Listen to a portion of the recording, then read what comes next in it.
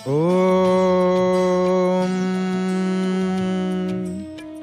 मन्नाथ श्री जगन्नाथ मद्गुरु श्री जगद्गुरु मदात्मा सर्वभूतात्मा तस्मै श्री गुरवे नमः। तस्मै श्री गुरवे नमः। नीलाद्रिनाथं जगतामधीशं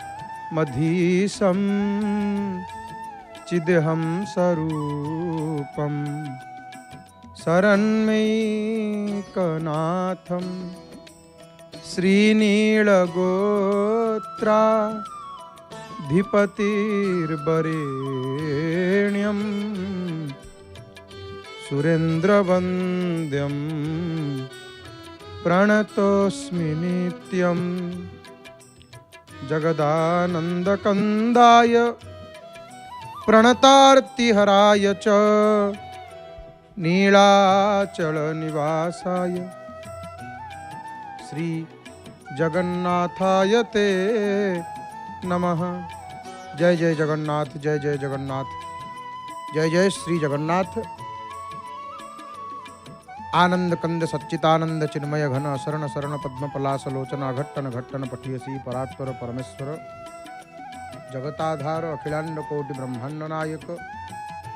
दिव्य दिव्य सेव्य सेव्य भव्य भव्य प्रलभ्य प्रलभ्य साक्षात मनमथ मनमथ मृदुल मृदुल मंजुल मंजुल दीन दयाल अकृतकर्ता अमृतमंता अदृष्ट द्रष्टा भगवान जगदीश्वर जगन्नाथ महाप्रभुंकर अभय चरणारविंद जुगलरी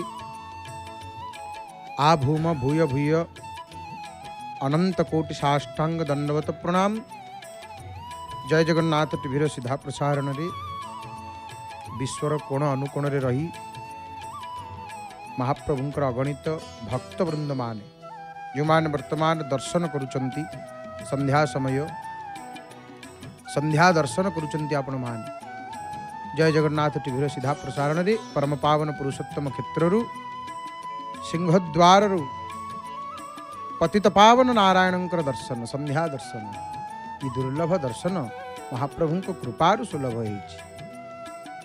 एवं यूट्यूब सीधा प्रसारण माध्यम मध्य जय जगन्नाथ टीवीर अनेक भाई भौणी माने आपण माने दर्शन करुचंती विश्वर कोण अनुकोण रे रही आपण मानकु समस्तंकु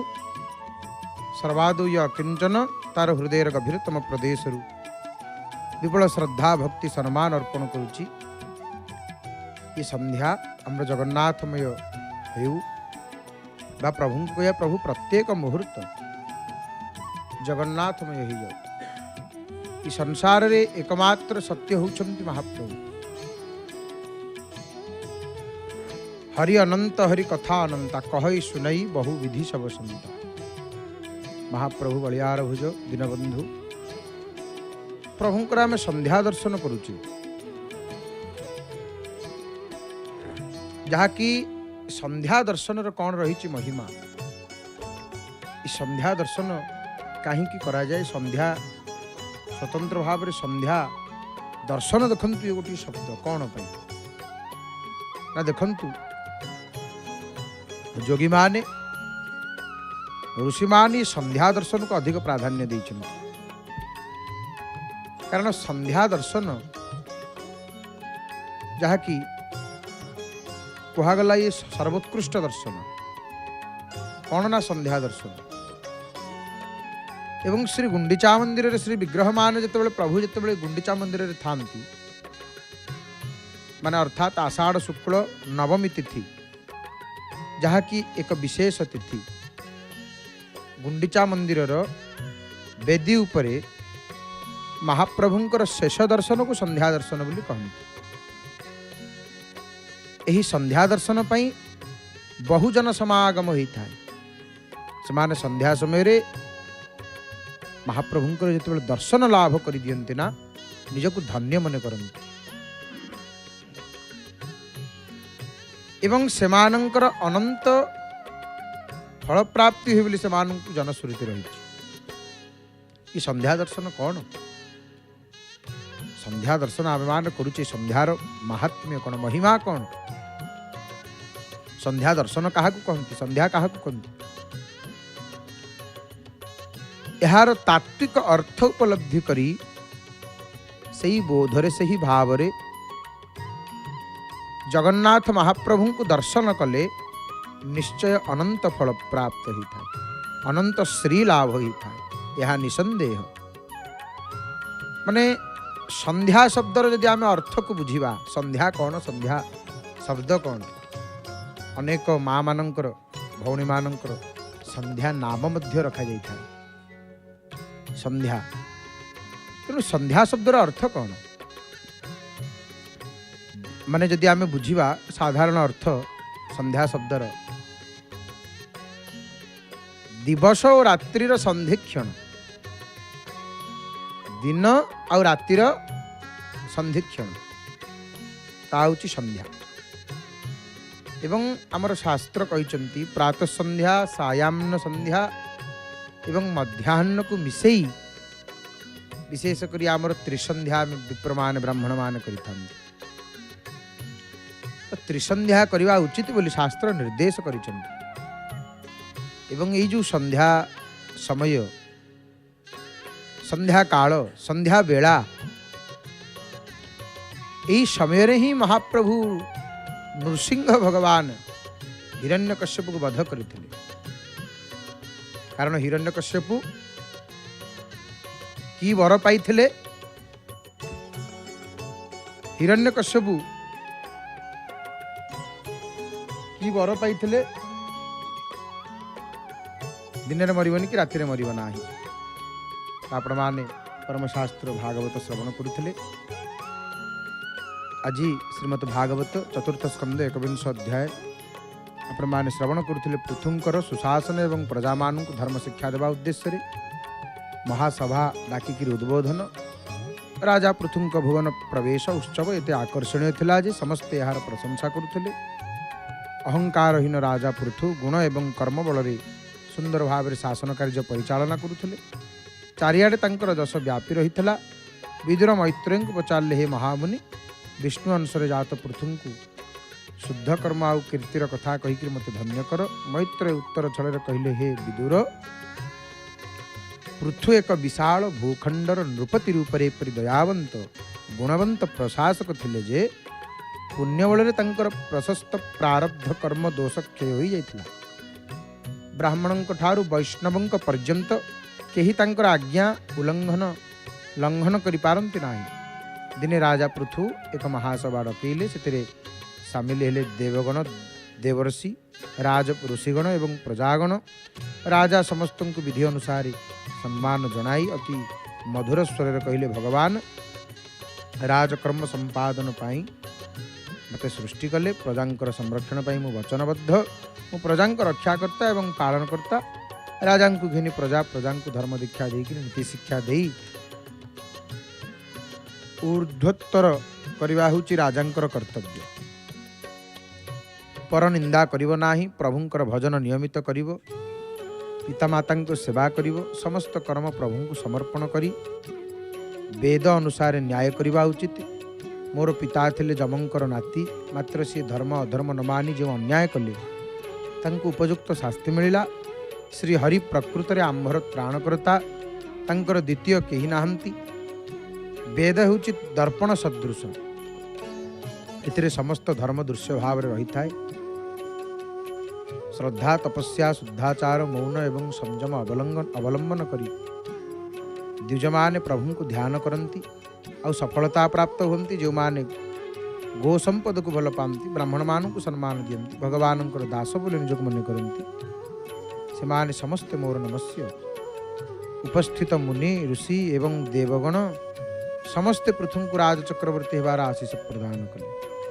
प्रजा को धर्म शिक्षा देवा उद्देश्य पृथुंकर यही महासभा दिव्य गति लाभ करिवार समावेश थिला कहवा भूल हेब नाही असंता काली श्रीमद् भागवत चतुर्थ स्कंद 22 अध्याय रे आपण माने श्रवण करिवे जानिवे हरिंक आज्ञा रे सनकादि मुनिगणंकर राजा पृथुंक तत्वज्ञान प्रदान परमशास्त्र भागवत श्रवण करते महाप्रभु सुरसेविका सुनामधन्य सुगायिका श्रीमती अमिता गुराल माँ भावपूर्ण कंठर परमशास्त्र भागवत।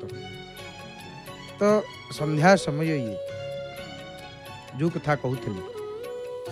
संध्या संपर्क ये संध्या एक उत्कृष्ट समय देवतांकर आराधना करने। संध्या समय देवाराधना देव दर्शन साधना ये प्रकृष्ट समय बोली कही शास्त्र रे। तो संध्या समय कहीं विशेष देखो यार एक यौगिक कारण मध्य रही माने प्रत्येक व्यक्ति मानकर श्वास गोटे विशेष रीति गोटे विशेष ढंग से नासा मध्य प्रवाहित हुए। केतेबेले आमर श्वास बाम पटे जाऊ थाए नाकर बाम नासा रंध्र तो केतेबेले पुणी दक्षिण नासिका माने डाहाण पटे केतेबेले बाम पटे केतेबेले डाहाण पटे नाक पटे श्वास प्रवाहित हुए। केउ केउ समय रे श्वास देखिथेबे माने आपण केतेबेले परीक्षा करिवे निश्वास प्रश्वास श्वास केतेबेले बाम पटे अधिक जाउथबा आस्तु केतेबेले डाहाण पटे अधिक जाउथबा आस्तु आउ केतेबेले समान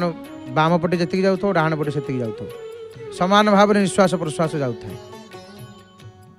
तो बाम पुड़ारे जेतेबेले श्वास प्रवाहित होउथाय से समय को जोगी माने साधक माने शास्त्रकर माने रात्रि रात्रि राति बेली कहिछन्ति। राति रे बाम पटे श्वास प्रवाहित होउथाय एवं डाहाण पटे जेतेबेले श्वास प्रवाहित होउथाय से समय को दिन बोली कहिछन्ति।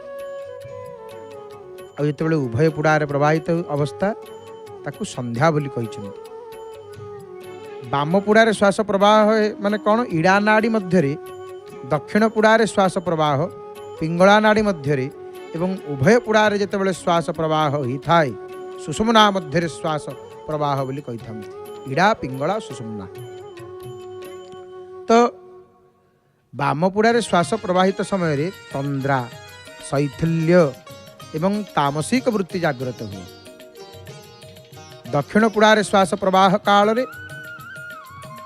कर्म प्रवणता चंचलता एवं राजसिक प्रभाव सृष्टि हुई। मात्र उभय पुड़ारे श्वास प्रवाह काल रे चित्तस्थैर्य सात्विकता सात्विकता भाव सात्विक भाव सृष्टि होता है। और यही संध्या समय साधन उपयोगी ब्राह्मणगण ये संध्या हो गले कौन करेंगे ना त्रिकाल संध्यार तो विधान रही प्रातः काल ब्राह्म मुहूर्त मध्याह्न समय एवं ये संध्या समय आचमन अर्घ्य गायत्री जप संध्या करेंगे। ये देवता आराधना पाई साधना पाई ये समय हूँ एक प्रकृष्ट समय एवं यही समय रे जो माने प्रभुंकर कथा शुणती दर्शन करती एवं आमर देखिए पिलाटी बेला आम शुणुचु अरे बाबू रे संध्या हो गला एक संध्या हो गला गोड़ा हाथ धोई दियो कौन करवा ना प्रार्थना टिके कर स्तुति टिके कर प्रभु को भक्ति कर ध्यान कर प्रभु गुरुजन माने बसी था पाखे छोट छोट पिला मानू ये संध्या हो गले आमको स्तुति शिखाती भजन कहते भजन टिके प्रभुंकर ध्यान कर स्तुति कर। ये संध्या समय हूँ सर्वोत्कृष्ट समय देवतांकर आराधना पाई देवतांकर पूजा करने आउ परम पावन पुरुषोत्तम क्षेत्र को आसी अनेक भक्त माने किपरि भाव रे महाप्रभुंकर दर्शन करने निमंते देखंतु सिंहद्वार केते भिड़ जड़े चेष्टा कले कौन ना मु भक्त को गणिबी केते भक्त प्रवेश कर से गणी पारे ना केते भक्त चारिटा दुआर महाप्रभु खोली केते भक्त जाउछन्ति केते भक्त आसुछन्ति केमिति की जानिबो। तो महाप्रभु एठी अपूर्व लीला करुछन्ति परम पावन पुरुषोत्तम क्षेत्र रे जो कथा आम कहूँ प्रभुंकर ये परम पावन पुरुषोत्तम क्षेत्र आउ ये क्षेत्र अति दुर्लभ क्षेत्र। ये क्षेत्र रे महाप्रभु माने जितेबाला जम आसिले ये क्षेत्र को जैमिनी ऋषि कहउचंती अत्यद्भुतम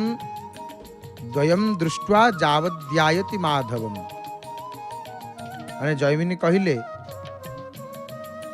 एठी ब्रह्मा आसिक ब्रह्मा दुईटी अद्भुत घटना दर्शन करिचंती।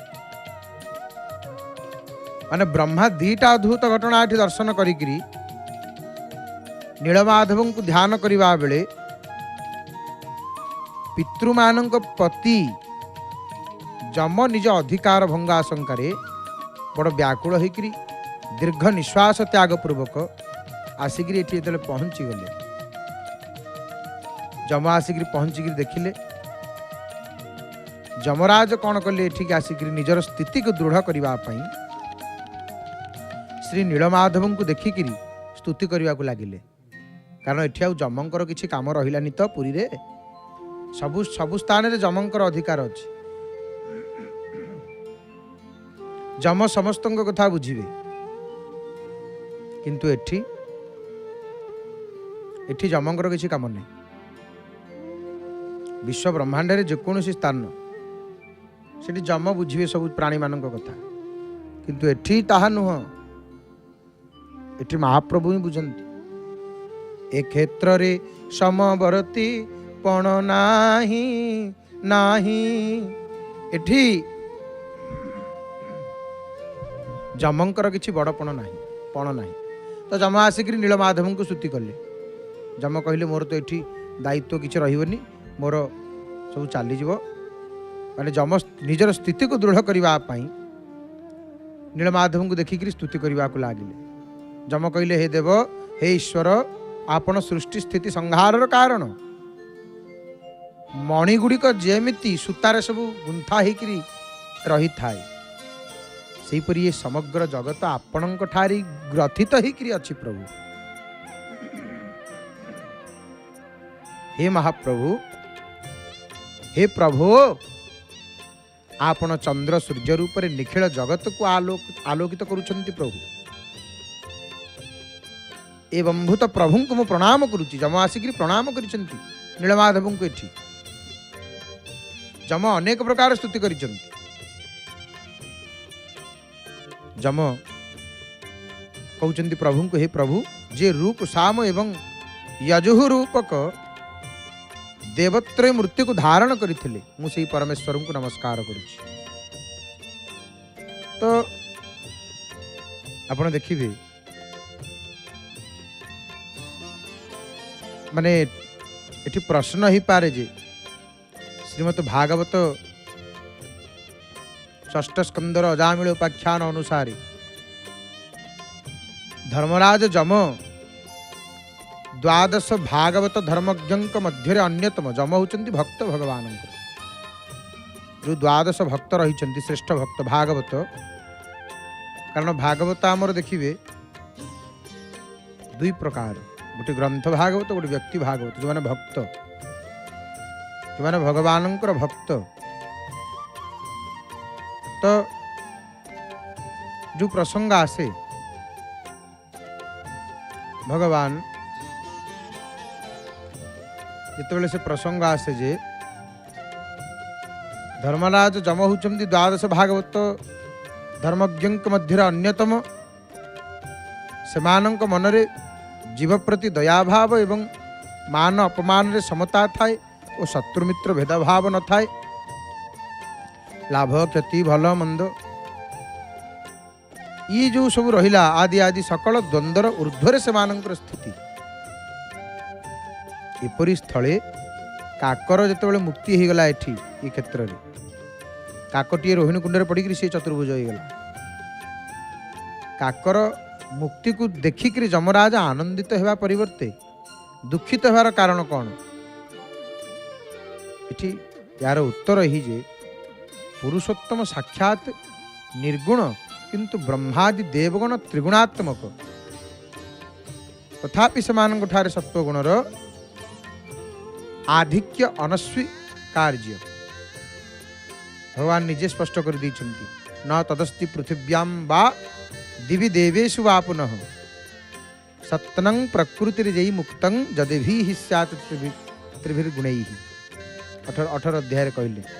भगवान माने ये पृथ्वी रे मनुष्यादि सबु प्राणी मध्य अथवा स्वर्ग रे देवता मानक मध्य एपरी केही नाही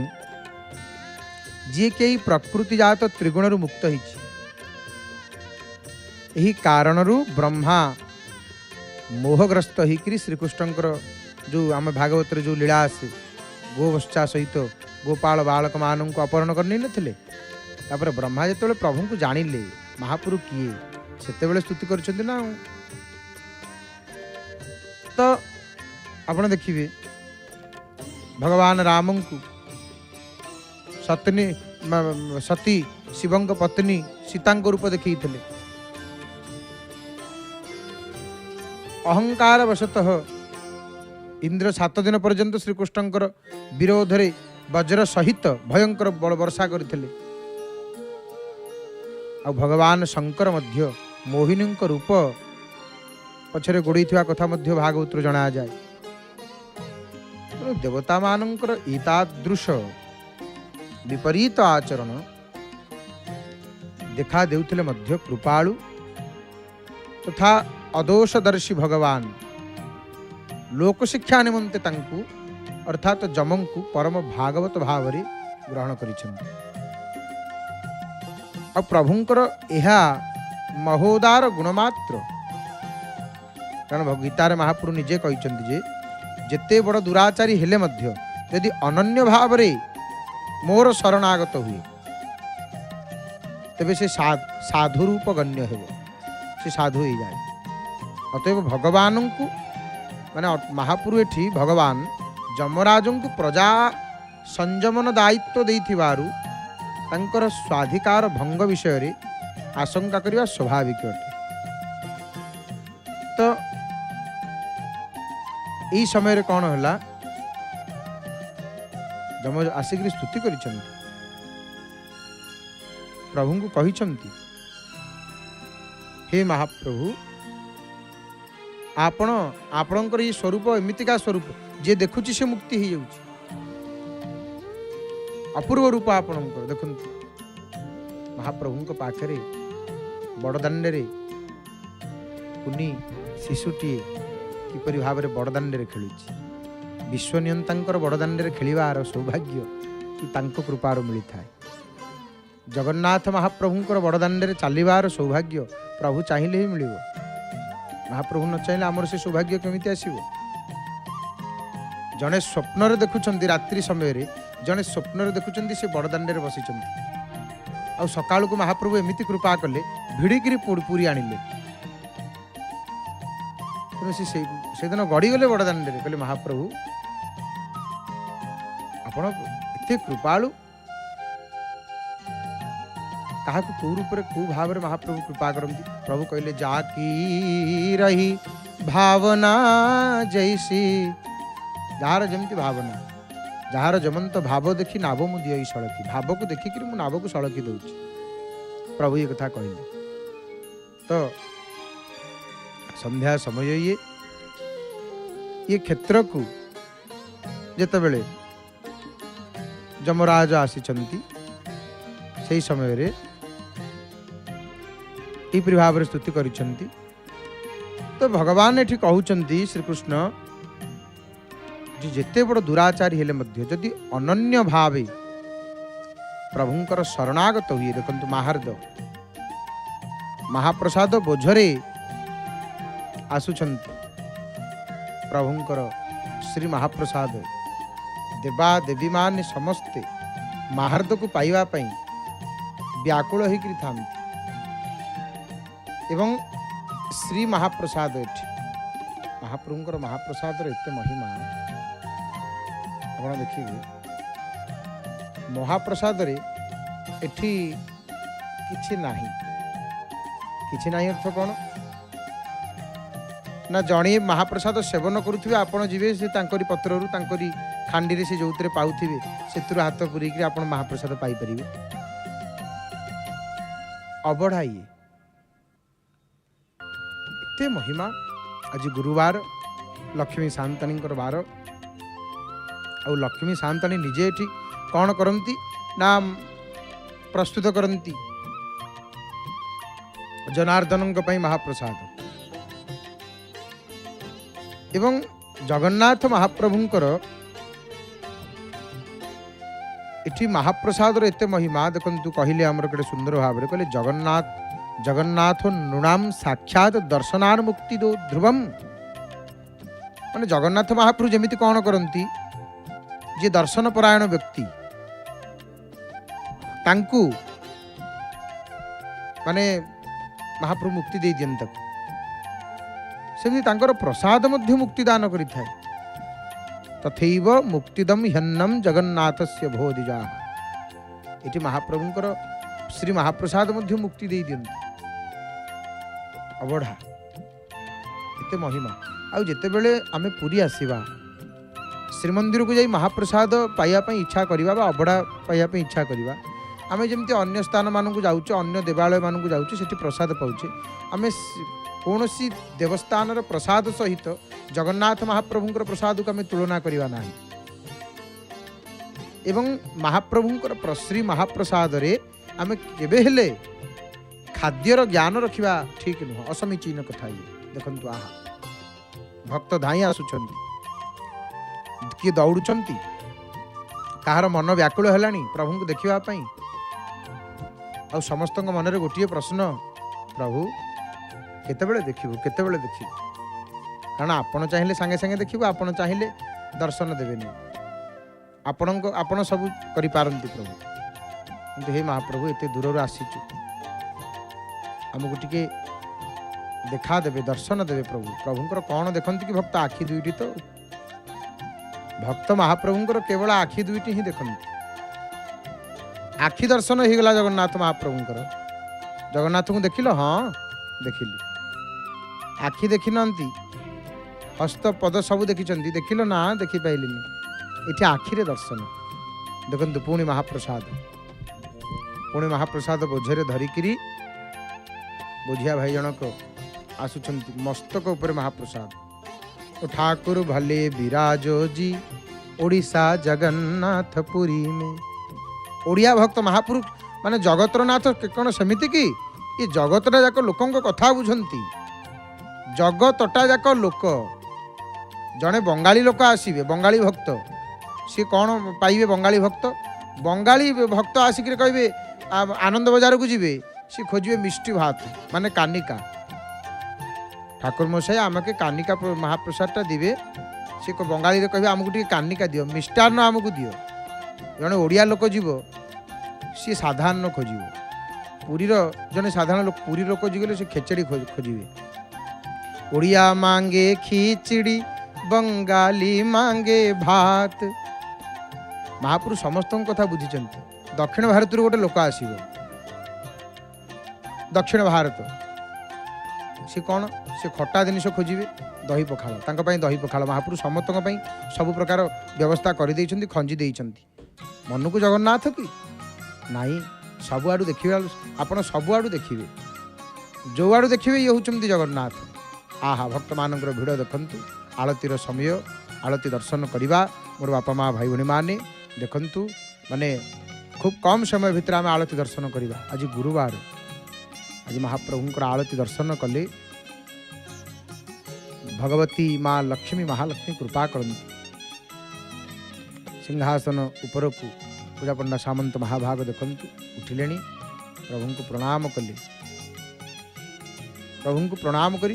कर्पूर लागी करिए महाप्रभु को आ खूब कम समय भितर आम आलती दर्शन करवा तो जेतेबेले जमराज स्तुति करिसेंती प्रभु को जयमिनी ऋषि कौन कहले कहले तदैवं धर्मराजेन श्रीकांत परितोषित माने से समय कौन है कि धर्मराजन द्वारा ये रूप रे संतोषित होइकिरी बीणाहस्ता पार्श्वस्थिता लक्ष्मी देवी को कटाक्ष निक्षेप द्वारा किसी कहवा को इंगित कले निखिल लोक कल्याण निमित्त भगवान आदेश पाइकिरी लक्ष्मी ठाकुराणी श्री पुरुषोत्तम क्षेत्र महात्म्य को विस्तृत भाव में जमराज को कही जम को कहीदे लक्ष्मी ये धर्मराज ये क्षेत्र महात्म्यटा पूरा या एटी सब यही नियम। जमराज कहले कौन ये पृथ्वी बाहर ये पृथ्वी बाहर नुह ये तीन लोकरे दुर्लभ क्षेत्र ये एमतीका क्षेत्र आउ कौटी ना ये एक अद्वितीय परम पावन पुरुषोत्तम क्षेत्र। द्वितीय पुरी आ गोटे कौन हो पार ना द्वितीय पुरी कदापि हो पार ना ये पृथिव्याम गोपितम स्थानम ये अत्यंत दुर्लभ स्थान ये लक्ष्मी शांताणी निजे जमराज को कहले ये क्षेत्र महात्म्य संपर्क माने देखंतु जमराज को निजे प्रभु चाहिए कही पारि थांते किंतु लक्ष्मी को द्वारा कहीं निजे न कहीकि महालक्ष्मी को कहवाई कौन पर निर्देश देले कारण कौन अभिप्राय कौन अभिप्राय ही जे भगवान शक्तिमान एवं लक्ष्मी होउछंती शक्ति माने जमराज जो स्तुति कले कहले प्रभु आपण एठी बसी समस्त को मुक्ति दे दउछंती मुक्ति कौन एते सहज प्रभु सुनार एते दरदाम बढ़िलानी किंतु से गोटे जगह अच्छी माने जो उदाहरण स्वरूप आम कहूँ किंतु सेठी सुना मागणार मिलूँ माने मुक्ति पाई जो हजार हजार वर्ष तपस्या केते कौन किए केते जन्म तांको मुक्ति नहीं आपण एठी मुक्ति गुड़ाक एते सहजरे केमती दे दउछंती। जमराज कहले प्रभु मोर अधिकार आ रहुनी किछि महापुरुष एठी लक्ष्मी शांताणी कहले कहया लक्ष्मी कहउछंती जमराज तो महाप्रभुंकर शक्ति होउछंती लक्ष्मी एवं तांकर अन्य नाम कौन ना आह्लादिनी शक्ति अथवा स्वरूप शक्ति कलिमल ग्रसित बद्ध जीवों ठार आरंभ करी शुद्ध साधकों को एपरिक नित्य सिद्ध पार्षद मानू परमानंद प्रदान करवा यहांकर कार्य तेणु प्रभु लक्ष्मी को कहवा निर्देश देले हे लक्ष्मी जम को टी कहीदियो आहरी मध्य भगवान तांकरी द्वारा स्वयं प्रेमानंद आस्वादन करती महाप्रभु गोविंदा नंदिनी राधा गोविंद मोहिनी गोविंद सर्वस्व सर्वकांता शिरोमणि कृष्ण के आह्लादे ताते नामो आह्लादिनी सही शक्ति द्वारे रस आस्वादे आपनी चैतन्य चरितामृत आदि लीलारे ये कथा कहगला तेणु सही अप्राकृत आनंद आस्वादन निमंते स्वयं नारायण निज वक्षस्थल रे देखिए आनंदमयी लक्ष्मी देवी को धारण करिसेंती लक्ष्मी प्रभुंकर हृदय एवं लक्ष्मींकर एकमात्र आश्रय भगवान तो आनंद स्वरूपिणी लक्ष्मी द्वारा चिदानंदमय पुरुषोत्तम धामर सकल इतिवृत को विकास करी सचराचर प्राणी को अकैतव प्रेमानंद उद्बुद्ध करवा ही भगवान इच्छा आहा अपूर्व दर्शन हरि हरि बोल हरि हरि बोल संध्या समय आखि कौन न देखिला धन्य ही गलु प्रभु धन्य ही गलु लक्ष्मी नारायण दर्शन अपूर्व दर्शन। तो पुरुषोत्तम क्षेत्र रे जो महाप्रसाद 12 मासरे 13 यात्रा 36 निजोग सेवा सर्वोपरि निर्गुण परब्रह्मंकर सगुण साकार विग्रह दर्शन सौभाग्य ताहा सब केवल से माँ लक्ष्मींकर करुणा लक्ष्मी शांतानी बिना कृपार ये सब संभव नुह जेपरी कौन सद गृहस्थ निजर सदुद्यम मलब्ध अर्थ को तथा अन्यान्य संपद को संतान मान सुख शांति निमंते निज गृहिणी हस्ते समर्पी दियंती एवं ताहा द्वारा कौन हुए ना गृहिणी जेपरी निजर इच्छा अनुसार अन्न व्यंजन आदि प्रस्तुत करी समस्त को समभाव बांटी दियंती सेहीपरि जीव मान को आनंद देवाई माँ लक्ष्मींकर ये सब लीला शुष्क बीज को उर्वर भूमि रे बपन कले ताजेपरी पृथ्वीर गंध गुण रे अंकुरित हुए एवं क्रमशः पत्र शाखा और उपशाखा रूप तथा शेषकु वृक्ष रूप परिणत होई सुपक्व फलरस द्वारा व्यक्ति मानों को आनंद दिए। सही परी निर्गुण ब्रह्म निज आह्लादिनी शक्ति स्वरूपा मृत्तिकार गंधगुण पाई नील पर्वत शिखर रे मनोज्ञ महाद्रुम रे परिणत होई शरणागत भक्त मानकर सकल मनवांछा पूर्ण करिवारे समर्थ होई छथि। भगवती लक्ष्मी इति कौन करूछन? लक्ष्मी देवी कौन कहिले जमराज? हे जम, तुमे जो अभिप्राय रे आम दुहिंक स्तव करूच माने महाप्रभुंकर मोर स्तुति करूच, माँ लक्ष्मी निजे जमं को कहउछंती जदर्थमावां स्तौषि त्वं क्षेत्रस्मिन् दुर्लभं हि तत् अत्याज्य मावयुरे तत् क्षेत्रं श्री पुरुषोत्तमम्। लक्ष्मी कहउछंती जमराज, तमे जोथि आमर स्तुति करूच ए क्षेत्र रे ताहा अत्यंत दुर्लभ, कारण यही पवित्र पुरुषोत्तम क्षेत्र आम्भर त्यागयोग्य नुह। आमे ए क्षेत्र केतबेले छाड़ी परिबुनु। कल्पर अवसान काल रे पुरुषोत्तम क्षेत्र मध्य ही क्षेत्रस्थ होइकरी आम्भे थिबु, माने कल्पर अवसान काल रे ये क्षेत्रस्थ होइकरी आमे ई क्षेत्र रे थिबु।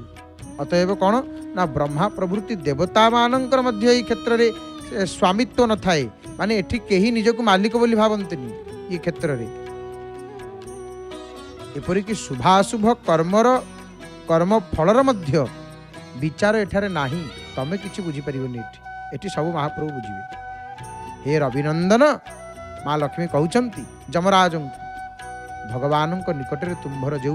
बुद्धि उत्पन्न होउची सेतिपई तुमको मु साधुवाद जणाउची। मन रख जे मु नारायणंकर वक्षस्थल रे थाई महाप्रलय कालीन दृश्य देखिछि। लक्ष्मी कहउछंती जमंकु सप्तकल्पजीवी मार्कंडेय ऋषि प्रलय जलरे भासमान होइकरी एही पुरुषोत्तम